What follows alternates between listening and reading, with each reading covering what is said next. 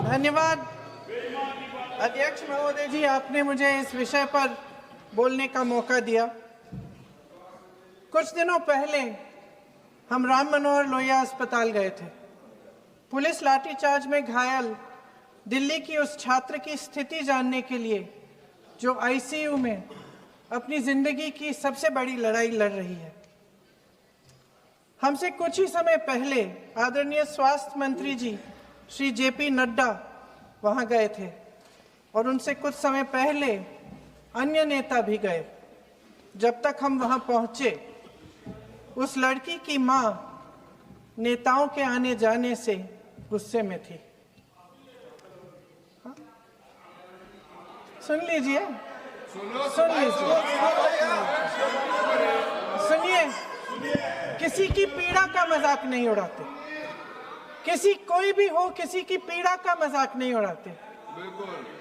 आप संसद में बैठे हैं, निशिकांत जी आप बना रहे हो। जब तक हम वहां पहुंचे, उस लड़की की मां नेताओं के आने जाने से गुस्से में थी।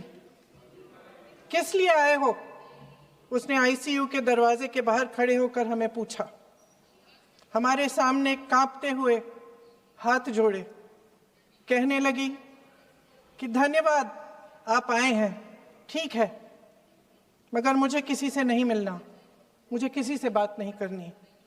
महोदय, उस मां की पीड़ा से उसका पूरा शरीर कांप रहा था, लेकिन उसने दृढ़ आवाज में कहा, सुबह से बड़े बड़े लोग यहां आ रहे हैं, एक के बाद एक वीडियो बना रहे हैं। वह भी आए जिन्होंने मेरी बेटी का ये हाल किया है। किस लिए? उसने हमसे पूछा। किस लिए? मेरी बेटी की बलि तो चढ़ गई है, लेकिन उसे कुछ भी हो जाए तो मैं उसके लिए अपने आप लड़ूंगी। मुझे किसी की मदद नहीं चाहिए, मैं अकेले लड़ लूंगी। महोदय, शायद मुझे यहाँ खड़े होकर सबके सामने ये बात नहीं कहनी चाहिए, मगर उस माँ की गुहार ने मुझे शर्मिंदा किया। उसके दिल के टूटने की वो आवाज जो अस्पताल की दीवारों से में गूंज रही थी, मेरे मन में अभी भी गूंज रही है।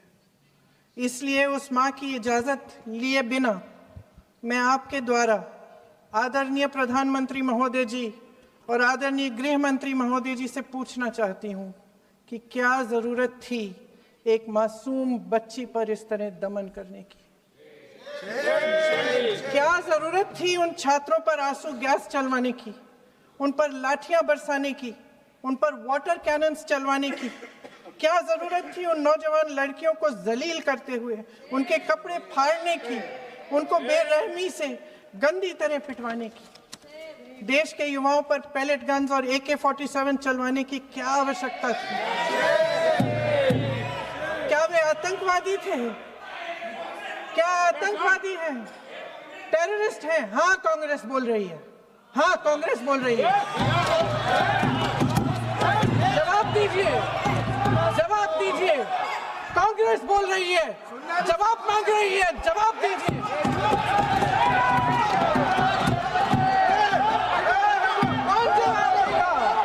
कौन जवाब देगा? गृह मंत्री जी जवाब देंगे। किसने ऑर्डर दिया? किसने ऑर्डर दिया पैलेट गन्स चलाने के लिए? किसने ऑर्डर दिया?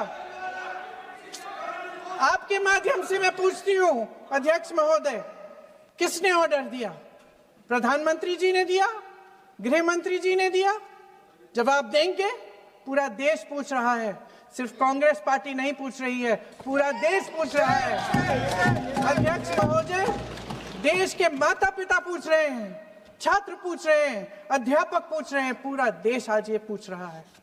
और आपकी जिम्मेदारी बनती है कि आप इस सवाल का जवाब दें। क्यों डरते हैं आप इस देश के नौजवानों से? क्यों डरते हैं आप इस देश की बुलंद आवाज से? और उस आवाज को दबाने का हक आपको किसने दिया है? महोदय, ये सदन यहाँ बैठे हुए सांसदों की जागीर नहीं है, ये इस देश की अमानत है। यहाँ बैठे हम सब इस देश की जनता, इस देश के युवाओं, बुजुर्गों, गरीबों, अमीरों और सब धर्मों, सब वर्गों के देशवासियों के सेवक हैं। हम उनके प्रतिनिधि हैं और ये सत्ता हमें उन्होंने ही दी है। इस देश का संविधान हमारी सर आंखों पे, इस देश का लोकतंत्र सर्वोपरि है। इसे ध्वस्त करना पाप है। यह करोड़ों जनता हमसे सिर्फ एक चीज मांगती है, जवाबदेही। इंग्लिश में इसे अकाउंटेबिलिटी कहते हैं। हमें सत्ता देकर, हमें यहां तक लाकर सिर्फ उसकी ये गुहार है कि जो हम करें उसकी भलाई के लिए करें, और अगर उनके साथ अन्याय हो तो हम उनके प्रति जवाबदेह बने और उन्हें न्याय दिलवाएं। पिछले दिनों हजारों बच्चे सड़क पर उतरे। उन्होंने अपनी पीड़ा व्यक्त की। गांधी जी के दिखाए हुए रास्ते पर अहिंसा और सत्य को अपने दिलों में रखते हुए, गाते, मुस्कुराते हुए शांतिपूर्वक प्रदर्शन किया। लोकतंत्र के सबसे पवित्र सिद्धांत के तहत उन्होंने अपनी आवाज उठाने का अधिकार कायम किया। ये उस भारत के बच्चे हैं जो गांव में रहते हैं, जो महानगरों में रहते हैं, जो छोटे कस्बों में, छोटे शहरों में रहते हैं, जहां माँ अपने गहने बेच देती है, पिता अपनी जमीन गिरवी रख देता है, एक परिवार अपनी पूरी जिंदगी की कमाई बच्चे के सपने पर खर्च देता है। और अब उन्हीं बच्चों को लगने लगा है कि आज इस देश में मेहनत से ज्यादा बेईमानी मायने रखती है, मेरिट से ज्यादा पैसा मायने रखता है। तब सिर्फ एक छात्र नहीं हारता, उम्मीद हारती है। इन परेशान बच्चों ने अपनी उम्मीदें आपसे साझा की। उनकी मांगे क्या थी? कि पेपर लीक करके उनके साथ जो बार बार अन्याय किया जा रहा है उस पर कार्रवाई की जाए, कि जो सिस्टम उनके भविष्य को कुचल रहा है उसे सुधारा जाए, कि जो माफिया उन्हें घेरे हुए है उसे हटाया जाए, कि जिस मंत्री के कार्यकाल में यह सब हुआ वह इस्तीफा दे, कि उन पर बर्बरता करने वालों पर कार्रवाई की जाए और उसके लिए माफी मांगी जाए। बस यही उनकी मांग थी ना, कि जो शिक्षा और स्वतंत्र अभिव्यक्ति का अधिकार उन्हें संविधान ने दिया है उसे कायम रखा जाए। महोदय, हमारे एजुकेशन सिस्टम में कुछ समय से बहुत खामियां भर चुकी हैं।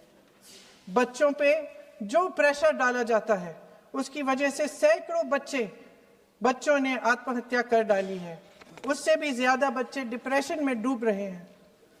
परिवारों पर बच्चों को पढ़ाने लिखाने के लिए घूस, capitation fees, tuition fees, coaching fees आदि के घिनौने दबाव हैं।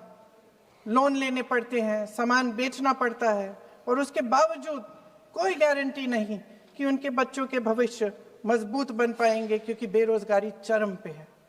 इस सरकार ने रोजगार पैदा करने वाले सभी सेक्टर्स को लगातार कमजोर किया। एग्जामिनेशन सिस्टम खुद फेल हो गया है। पिछले दशक में 152 पेपर लीक हुए, 750 करोड़ छात्र प्रभावित हुए, मगर एक भी दोषी, एक भी माफिया को सजा नहीं।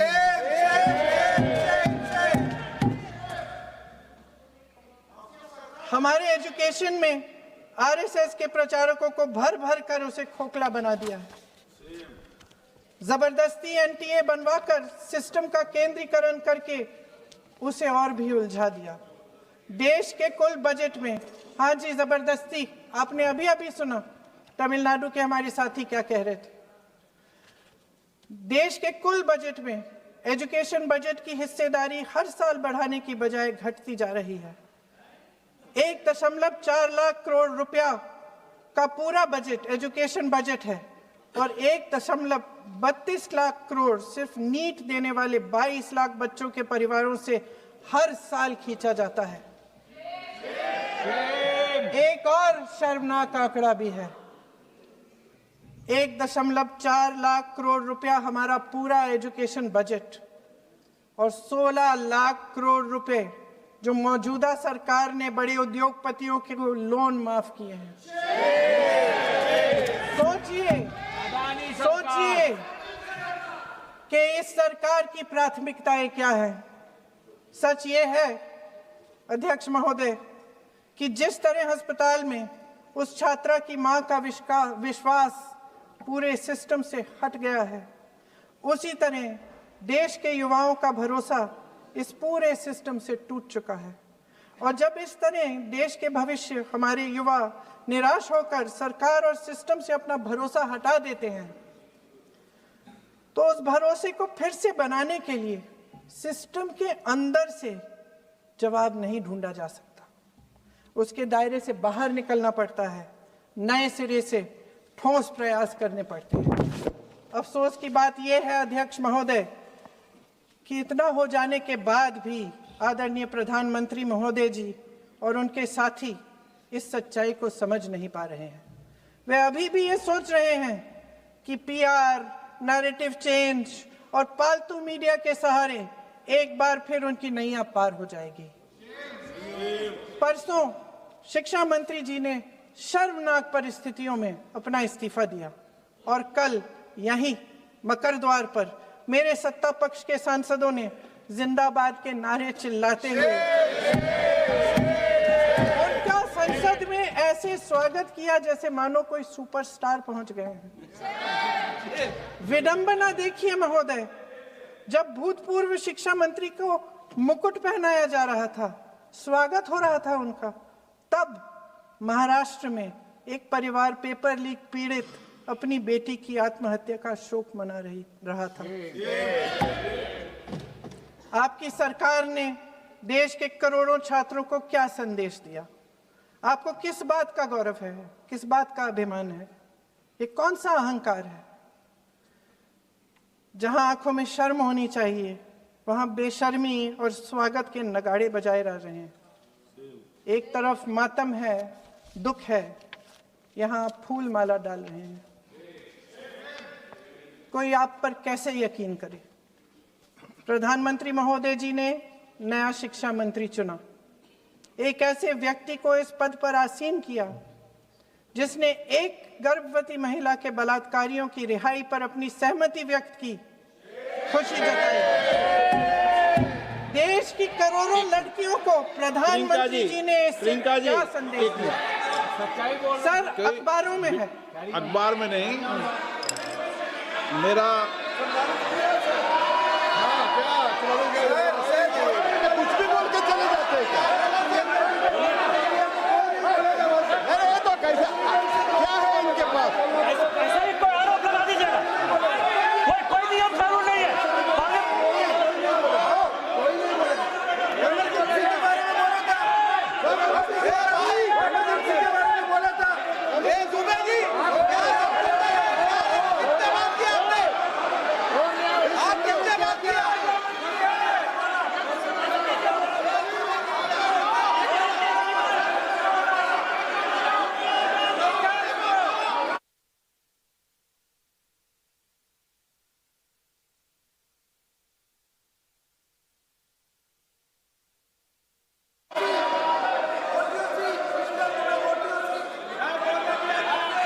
अध्यक्ष महोदय जी, जो श्रीमती प्रियंका वाड्रा गांधी जी बोल रही थी, तो बीच में उनके वहाँ से भी टोका टोकी पहले भी हुए, हमारे यहाँ से भी हुए थे। अभी हम लोग तो शांति से सुन रहे हैं, लेकिन जो अभी अभी हमारे वर्तमान नए शिक्षा मंत्री को जो उन्होंने टिप्पणी की, कैरेक्टर असैसिनेशन है एक तरीके से संसद में, और इस तरीके के भाषा हम उम्मीद नहीं करते हैं। मैं इसमें प्रहलाद जोशी जी ने भी खुद कहा है, एक तो उन्होंने प्रियंका जी ने जो गलत बात कही है रिकॉर्ड पे, उसको रिकॉर्ड से हटा दिया जाए। दूसरा इस तरह का भाषा का इस्तेमाल ना करें। आपने डिबेट से पहले आपने अपील किया कि संसद में डिबेट का स्तर को नहीं गिराने चाहिए। उनके पार्टी के वो सीनियर लीडर है, वो पहली बार चुन के आए हैं, मगर उनके पार्टी में सीनियर है। जिम्मेदारी के साथ बोलना चाहिए। अगर पूरा ऑथेंटिकेट नहीं कर सकते हैं तो मैं ये मानता हूं कि उनको क्षमा मांगना चाहिए सदन से।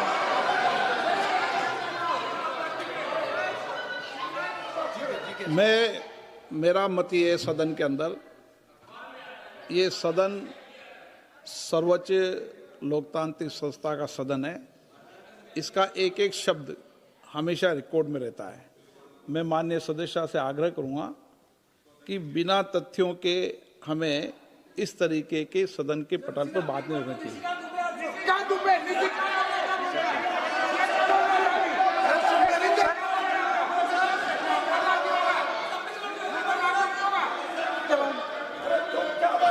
ये तो डिलीट कर दिया, लेकिन आगे भी वो भी डिलीट करा सर। ये तो किसी का बोलता वो भी ये सीधे का बोल रहा था, डाटा कर रहा था सर जो प्रहलाद जोशी जी ने बिल्किस बानो के बलात्कारियों की रिहाई पर जो बयान दिए, उसका प्रमाण मैं आपको दे दूंगी, मैं भेज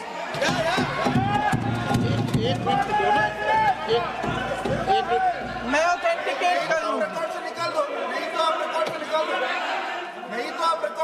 स्पीकर का डायरेक्शन 115, उनको पहले ऑथेंटिकेट करने कहिए सर। ऑथेंटिकेट करेंगे उसके बाद वो आगे बढ़ेंगे, ऐसा नहीं होगा। पहले ऑथेंटिकेट करने दो सर। उनको ऑथेंटिकेट करने के लिए कहिए, ऑथेंटिकेट करने कहिए उनको। एक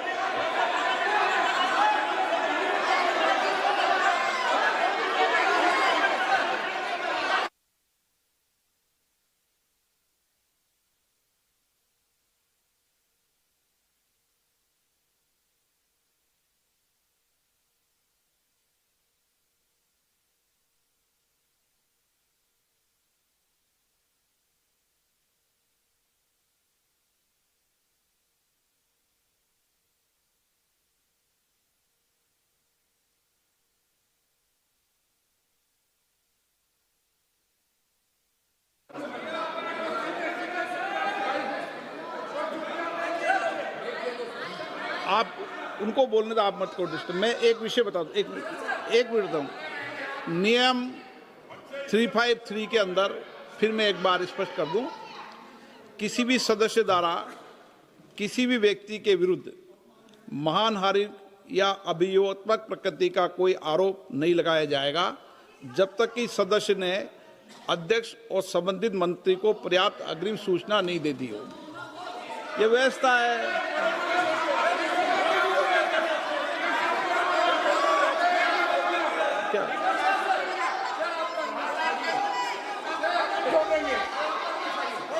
House, ma'am. The same house. Honorable Shrikant Bey told, still that is in the record about Indira Gandhi ji. Still not in the record. Still not in the record. Sir, you are not removed, sir. बोलो, आप भी बोल लो।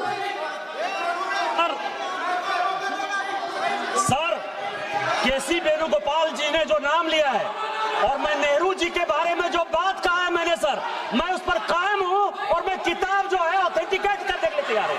अय्याज थे नेहरू, अय्याज थे। मैं फिर दोबारा repeat कर रहा हूं, आई एम अगेन रिपीटिंग। यही फैक्ट है और मैं किताब में ऑथेंटिकेट करके दे रहा हूं। I am authenticating that book.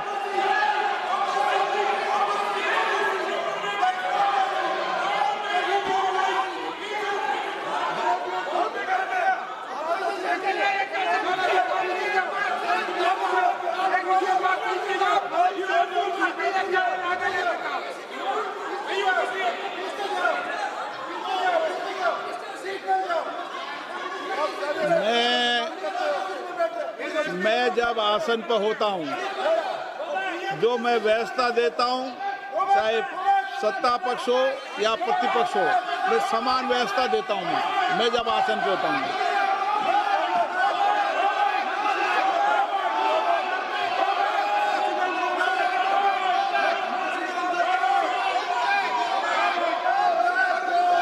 Please बोलने दो। आप उनको बोलने दें, उनको बोलने दें। नो, अरे आप उनको नहीं बोलने देना चाहते? चलिए 114 प्लीज चाहिए। सर प्रियंका जी को ऑथेंटिकेट करना चाहिए और जो मिस इन्फॉर्मेशन कर रहे हैं, नहीं तो मिस इन्फॉर्मेशन के लिए कार्रवाई करना चाहिए सर। ये क्या कुछ भी बोल के चल सकते हैं क्या? और procedure for the minister the correcting the mistake 114 में अगर वो आपने जो रूल का जिक्र किया 353 में, मुझे कोई नोटिस नहीं दिया है, मैं इधर प्रेजेंट हूँ और मैंने ऐसे कैसे बिना ऑथेंटिकेशन बोल सकते, मुझे बिना नोटिस दिए हुए। इसलिए मैं इसको खंडन करता हूँ और उसको एक्सपेल करना चाहिए और उनको माफी मांगना चाहिए।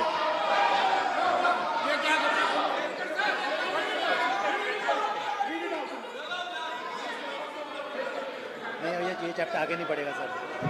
बिल पे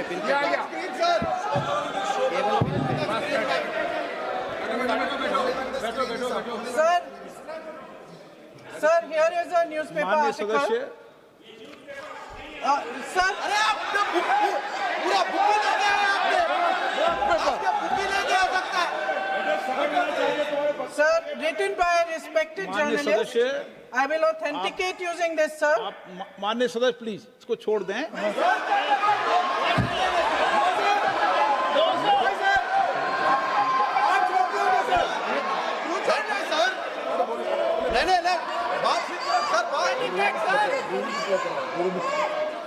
सर अगर जोशी जी अपने बयान का इस खंडन कर विधेयक रहे पर ही हैं क्या? चर्चा होगी।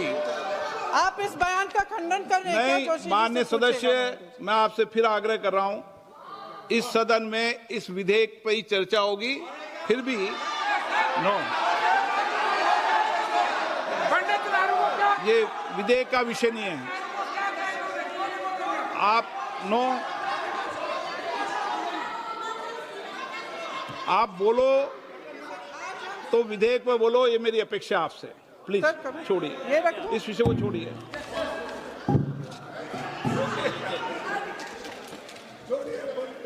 आज हम सदन पटल पर एक ऐसे विधेयक में संशोधन पर डिबेट कर रहे हैं जो 2024 में पारित हो चुका था और इसमें मुख्य संशोधन यही है कि पेपर लीक के अन्य अपराधों के लिए सजा बढ़ाई जाएगी। मगर जब से ये विधेयक पारित हुआ तब से अब तक इस सरकार ने एक भी अपराधी को सजा नहीं दी। आपने देखा है कि कल और परसों से फेस रिकॉग्निशन द्वारा प्रदर्शन करने वाले बच्चों के नाम और पते सार्वजनिक किए जा रहे हैं, मगर यही काम पेपर लीक करने वाले अपराधियों के लिए अभी तक नहीं किया गया। ना इस विधेयक में पेपर लीक रोकने के कोई ठोस कदम है। इससे देश के युवाओं का भरोसा कैसे बनेगा? अध्यक्ष महोदय, आदरणीय प्रधानमंत्री महोदय जी को आपके माध्यम से मैं कहना चाहती हूं कि शायद उन्हें अपने सलाहकार बदलने चाहिए।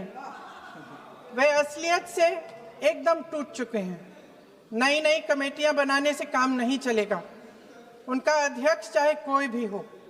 राधा कृष्ण कमेटी भी व्यवस्था में सुधार लाने के लिए बनी थी। आज तक उसकी एक सिफारिश लागू नहीं हुई है और इस नई कमेटी में तो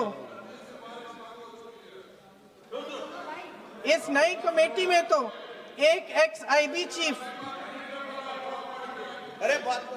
फिर चिल्लाएंगे, एक एक्स-आईबी चीफ, एक आईटी कंपनी के मालिक और एक गौमूत्र के विशेषज्ञ भी हैं।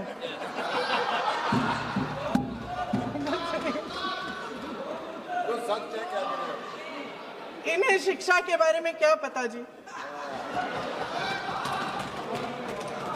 सर सच है। आप आज मेरे से नाराज हो रहे हैं। बस मुस्कुरा लीजिए। उनको आपने भी चुनाव लड़ा।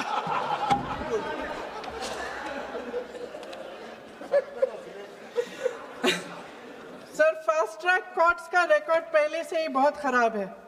वैसे भी कल की सुनवाई में सीबीआई का वकील पेश ही नहीं हुआ।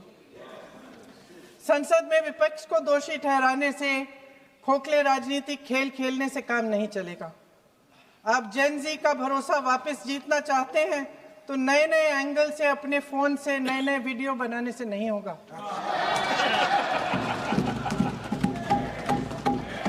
प्रधानमंत्री जी को कैमरे का एंगल नहीं, दिल का एंगल बदलना पड़ेगा।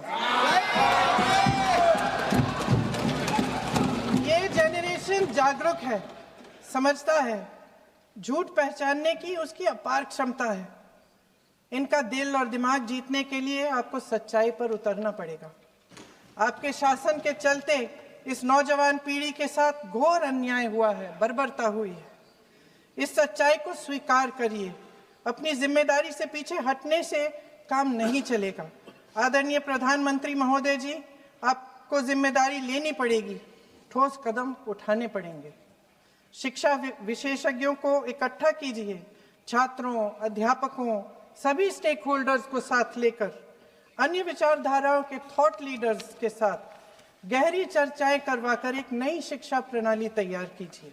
मौजूदा नेशनल एजुकेशन पॉलिसी में 8 महीने तो एग्जाम चलते हैं, अध्यापकों को पढ़ाने का समय नहीं मिलता। सिर्फ आरएसएस के लोगों से भरने की बजाय सिस्टम को शिक्षित, एजुकेटेड, उन्नत और उदार दृष्टिकोण के लोगों से भी भरिए, जिनकी योग्यता सिर्फ उनकी विचारधारा न हो। रोजगार पैदा करने के सख्त कदम उठाइए, इस पर फोकस करिए। मेडिकल कॉलेजेस की संख्या बढ़ाइए, चिकित्सा शिक्षा का विस्तार कीजिए, ताकि ये बच्चे जो मेहनत कर कर के भी अपने भविष्य नहीं बना पा रहे हैं, एक उज्जवल भविष्य का सपना देख पाए। अध्यक्ष महोदय, छात्रों को सड़क से हटाया जा सकता है, लेकिन उनके सवालों को नहीं। हर लाठी जो किसी लड़की पर, किसी लड़के पर चली है, वे बच्चों की पीठ से ज्यादा सरकार की साख पर पड़ी है। देश के नौजवान न्याय मांग रहे हैं, भीख नहीं। वे यहाँ सरकार गिराने नहीं, अपना भरोसा बचाने के लिए आए थे। अध्यक्ष महोदय, आपके माध्यम से मैं सरकार को कहना चाहती हूँ, अपनी साख बचाइए, अपनी नीयत ठीक करिए, अपनी अकड़ का इलाज कीजिए, अपने वादों पर अमल कीजिए। आपके शासन में हमने बड़ी बड़ी चोरियां देखी हैं। चुनाव में वोटों की चोरी, राम मंदिर में चंदा की चोरी, आपके उद्योगपति मित्रों द्वारा देश की संपत्ति की चोरी, किसानों की जमीन की चोरी, लेकिन सबसे बड़ी चोरी, हाँ ठीक है, सबसे बड़ी चोरी तब हुई। कहिए, बोलिए।